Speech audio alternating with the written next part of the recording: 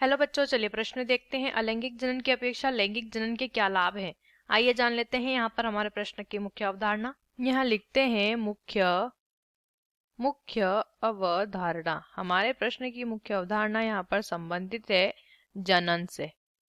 जनन, देखिए जनन जो होता है इसमें क्या होता है, एक जीव अपने द्वारा क्या करता है, संतति उत्पन्न करता है। यहाँ पे इनके दो प्रकार होते हैं, एक होता है अलैंगिक जनन, एक होता है अलैंगिक जनन व दूसरा होता है लैंगिक जनन। लैंगिक जनन, देखिए अलैंगिक जनन में एक ही जीव क्या कर लेता है, अपने समान संतति को अपने ही शरीर के किसी भाग या संरचना द्वारा जन्म दे देता है। लैंगिक जनन में यहाँ पे दो जीवों की आवश्यकता होती है, जिसमें एक नर होता है व दूसरा मादा होती है।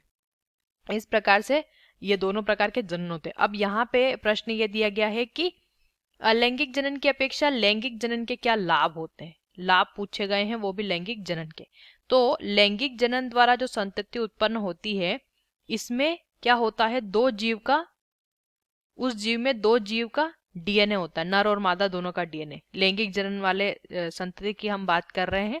तो दो जीव का डीएनए होता है, तो दो जीव के डीएनए एक ही जीव में आने से क्या आती है, विभिन्नता उत्पन्न होती है। जीव में विभिन्नता उत्पन्न होती है, और ये जो विभिन्नताएं होती हैं, ये जीवों में अनुकूलन लेके आती है, यानी कि जीवन जीने की क्षमता उनकी बढ़ती है।